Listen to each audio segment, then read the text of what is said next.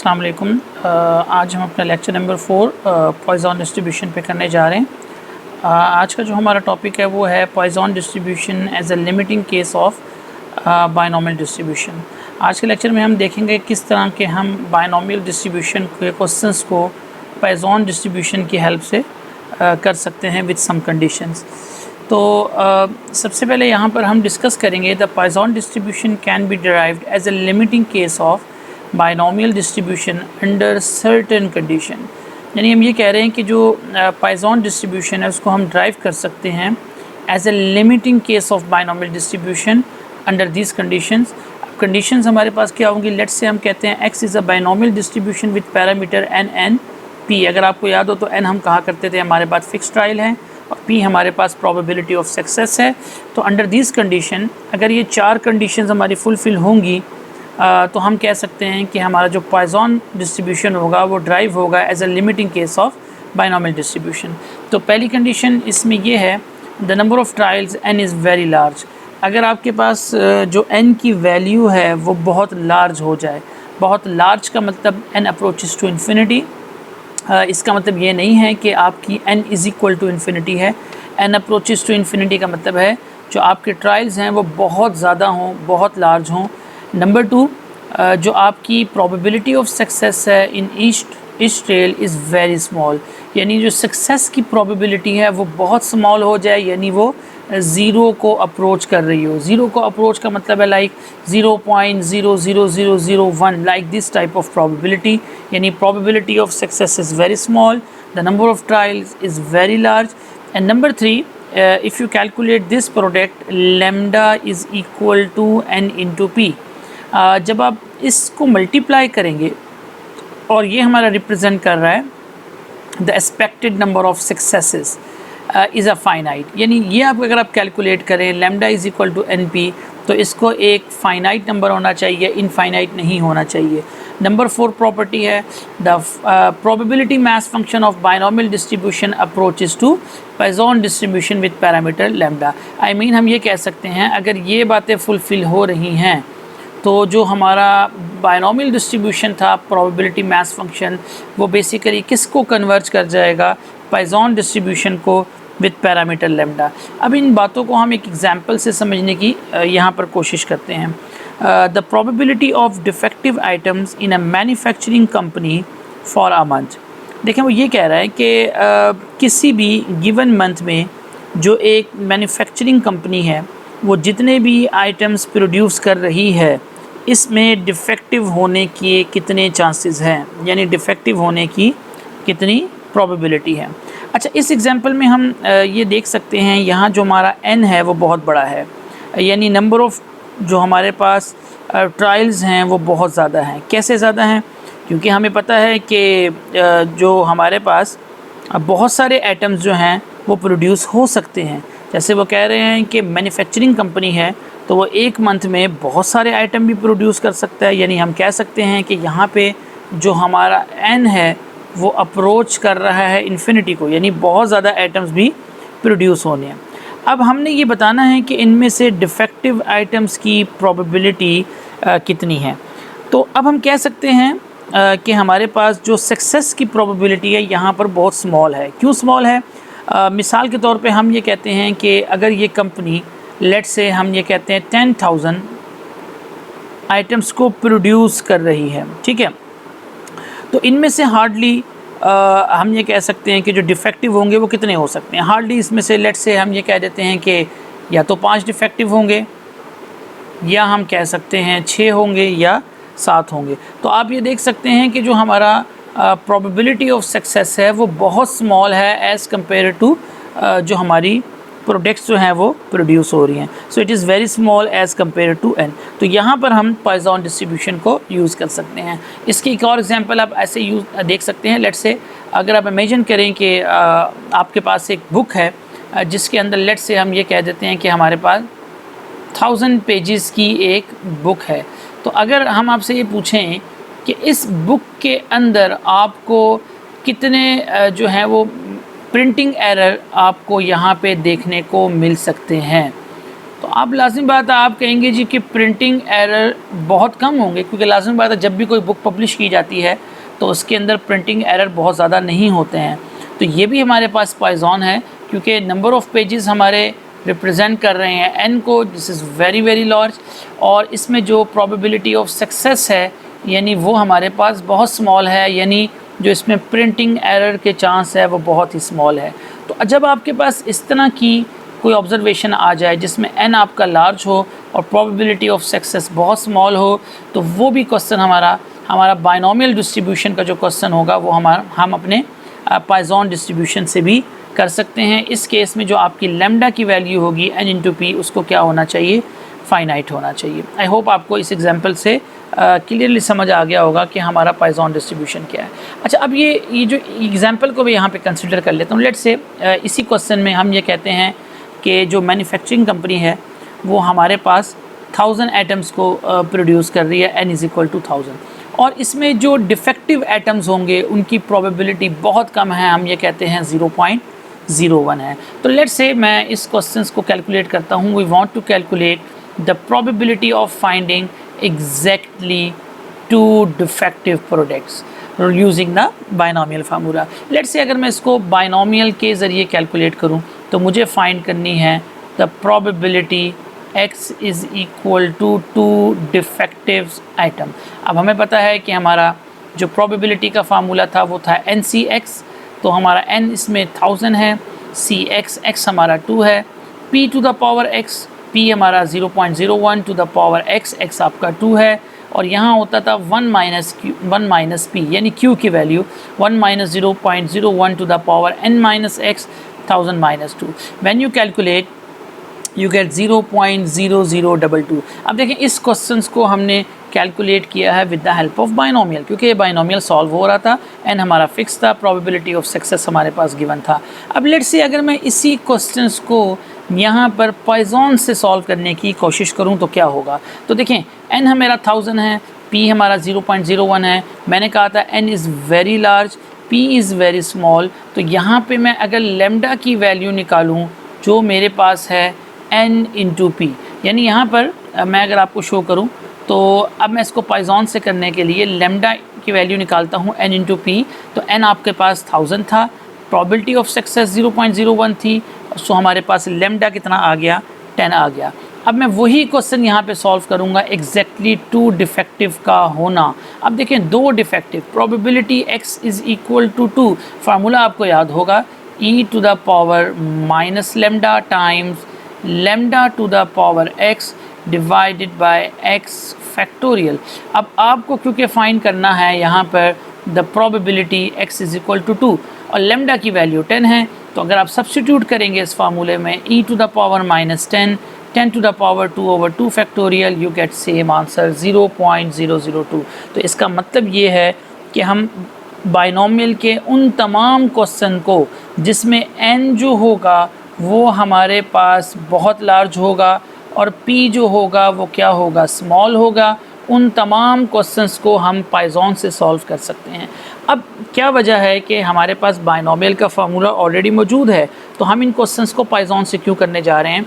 जैसा कि पहला लेक्चर में मैंने आपको बताया था कि पॉइजन डिस्ट्रीब्यूशन में क्योंकि एक ही पैरामीटर होता है लेमडा, बाकी पैरामीटर्स नहीं होते हैं, तो इसकी कैलकुलेशन ज़्यादा आसान होती है और जल्दी हो जाती है एज़ कम्पेयर टू बाइनोमियल। तो बाइनोमियल से भी आप कर सकते हैं, लेकिन आपने प्रेफर ये करना है जब आपका n बहुत लार्ज हो और आपका जो p है प्रोबेबिलिटी ऑफ सक्सेस अगर वो बहुत स्मॉल हो और लेमडा की वैल्यू को अगर आप n इंटू पी के साथ सॉल्व करें तो अगर फाइनाइट नंबर हो, जैसे कि हम देख सकते हैं कि lambda is equal to 10 is a finite number, तो हम पॉइजन डिस्ट्रीब्यूशन को यूज़ कर सकते हैं। तो हम यहाँ पर कुछ एग्जांपल्स को सॉल्व करते हैं with the help of Poisson. In a certain industrial facility accident occurs infrequently, it is known that the probability of an accident on any given day is 0.005। अब देखिए यहाँ पर उसने बता दिया है, वो probability बता रहा है किसी भी दिन एक्सीडेंट होने की, in any given day is 0.005 and accidents are independent of each other.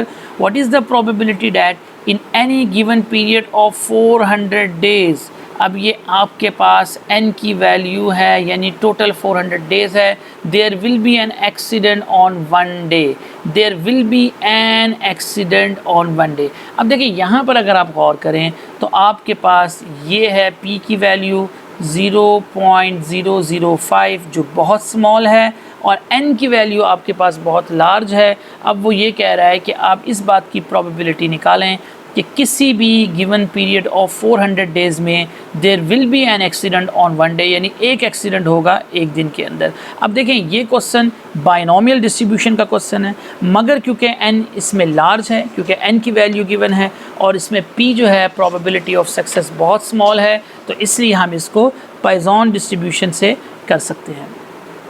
सो हम कह सकते हैं let x be a binomial random variable with n is equal to 400 क्योंकि n की वैल्यू गिवन है and probability of success is 0.05। तो हम क्या करेंगे, अब n आपका लार्ज है, p स्मॉल है। First we will calculate n into p। तो जब आप n और p को आपस में करेंगे मल्टीप्लाई, 400 मल्टीप्लाई 0.005 यू गेट 2, आपका आंसर 2 होगा और यही आपकी लैम्डा की वैल्यू आ चुकी है। अब आप देख रहे हैं कि हमारे पास एक ही पैरामीटर है, लैम्डा इज इक्वल टू 2। अब वो कह रहा है प्रोबेबिलिटी निकालें, there will be an accident on one day, so we are going to find the probability x is equal to 1। ठीक है जी, फार्मूला क्या होगा, e to the power minus lambda, lambda 2 है and lambda to the power x, lambda 2 है, 2 to the power x, x 1 है over x factorial, यानी 1 का फैक्टोरियल जब आप सॉल्व करेंगे यू गेट योर आंसर 0.271। और लास्ट पार्ट में वो हमें क्या कह रहा है जी कि आप प्रोबेबिलिटी निकालें, there are at most 3 days with an accident. At most का मतलब आपको याद होगा, एट मोस्ट का मतलब होता है ज़्यादा से ज़्यादा 3 दिन, ये हम पहले भी डिस्कस कर चुके हैं। So we can write the probability at most का मतलब है लेस देन इक्वल टू 3, यानी ज़्यादा से ज़्यादा आपके 3 दिन ही हो सकते हैं और 3 से कम भी होंगे, राइट जी। तो कैसे निकालेंगे, we have already done this one कि लेस देन इक्वल टू 3 है तो आप यूज़ करेंगे समेशन, x की वेरिएशन देंगे 0 से 3 और आगे अपना पॉइजन का फार्मूला यहाँ पर यूज़ करेंगे। ठीक है जी, तो वही चीज़ यहाँ पे की है।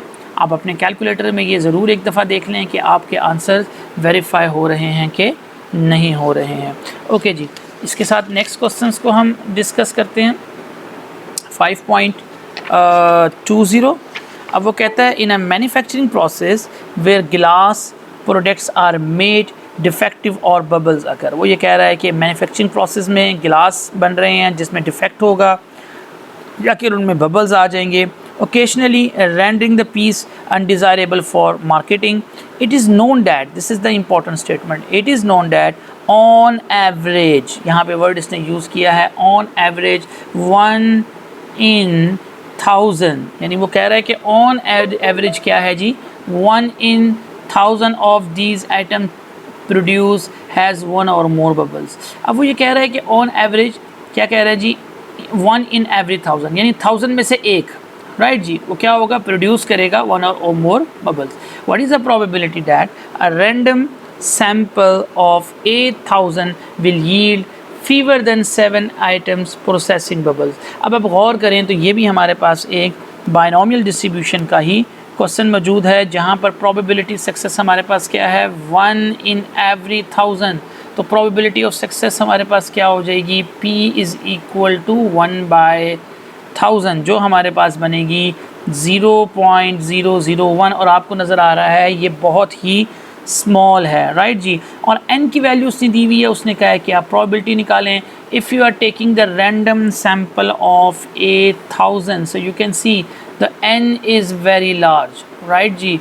तो यानी जो आपकी n की वैल्यू है वो 8000 है और प्रोबेबिलिटी ऑफ सक्सेस, क्योंकि उसने क्वेश्चन में बताया था कि on average 1 in every 1000 of this item produce has 1 or more bubbles, तो प्रोबेबिलिटी ऑफ सक्सेस आपकी बहुत स्मॉल है। तो अब आपको नज़र आ रहा है कि p is very close to 0 and n is a quite large, so we shall approximate with the binomial with the Poisson distribution. ठीक है जी, तो कैसे निकालेंगे, you have given the average rate of defective bubbles per item, so this is 1 over 1000, 1 in every 1000, so this means this my probability of success, right जी।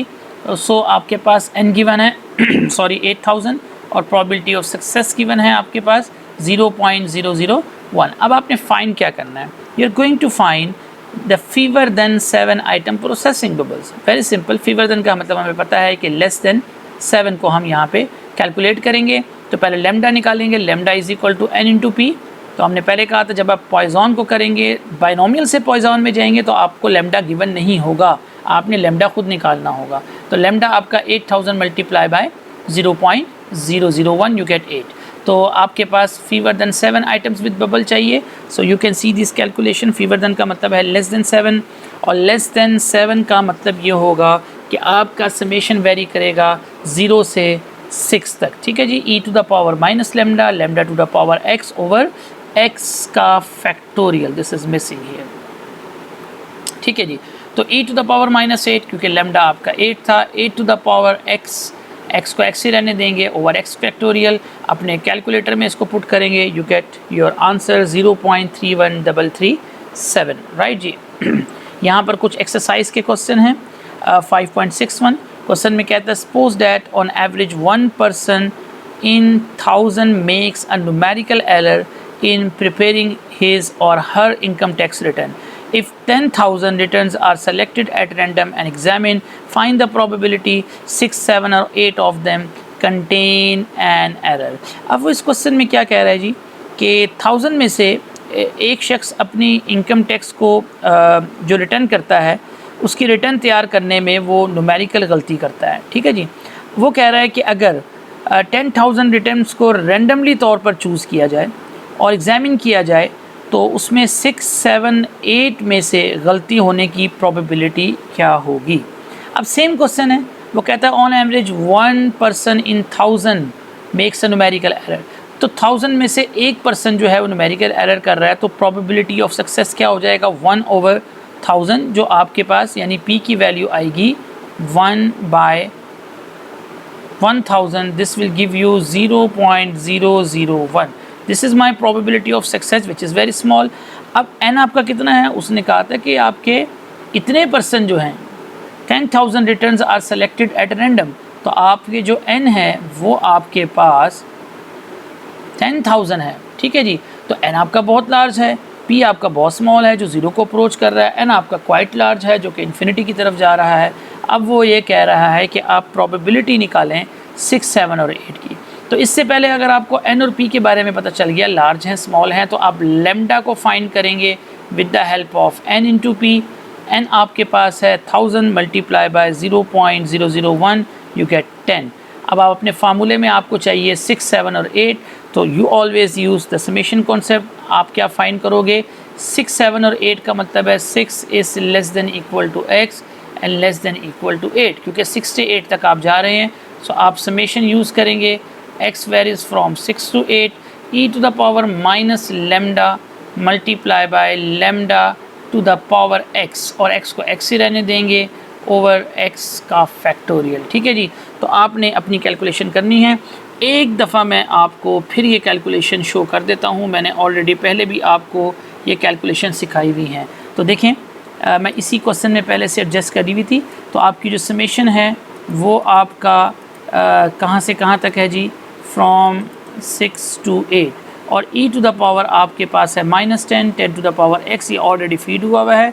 सिर्फ मुझे यहाँ पे समेशन चेंज करना होगा जो कि 6 से कहाँ तक है जी, 8 तक है। Right, you can see e to the power -10, 10 to the power x over x factorial, so you get 0.2657। ठीक है जी, तो आपका यही आंसर यहाँ पर बन जाएगा 0.2657। तो आप देख रहे हैं कि पॉइजन डिस्ट्रीब्यूशन के क्वेश्चन बहुत ही सिंपल होते हैं। 2 टाइप के क्वेश्चन हमने पहले भी देख लिए थे जिसमें डायरेक्ट लेमडा गिवन होता है, और एक क्वेश्चन ये इस टाइप के हैं जो बाइनोमियल डिस्ट्रीब्यूशन से पॉइजन पे जा रहे हैं। अगर n लार्ज है और p स्मॉल है तो हम इसको इजीली कर सकते हैं। अब ये हमारा एक और क्वेश्चन है 5.62 problem, the probability that a student at a local high school fails the screening test for scoliosis। scoliosis basically एक आपकी रीढ़ की हड्डी का कर्वेचर को कहते हैं, एक तकलीफ़ होती है, इज़ नॉन टू बी 0.004। अब वो आपको बता रहा है कि प्रोबेबिलिटी बता रहा है जो लोकल हाई स्कूल के स्टूडेंट्स हैं वो स्क्रीनिंग टेस्ट में जो फेल होते हैं स्कॉलरशिप में उसकी जो प्रोबेबिलिटी है वो 0.004 है, यानी आपको probability of success given the हुई है। ऑफ द नेक्स्ट 1875 स्टूडेंट्स, तो आप देख सकते हैं n की वैल्यू लार्ज है। 1875 students at a school who are screened for scholarships, find the probability that fewer than 5 fail the test, 8, 9 और 10 fail the test। अब वो क्वेश्चन में ये कह रहा है अगर 1875 स्टूडेंट्स को स्कॉलरशिप्स के लिए स्क्रीनिंग किया जाए तो कम से कम 5 स्टूडेंट्स के फेल होने की प्रोबेबिलिटी वो पूछ रहा है। I mean fewer than 5 fail the test, right जी। तो सेम हम प्रोसेस अप्लाई करेंगे।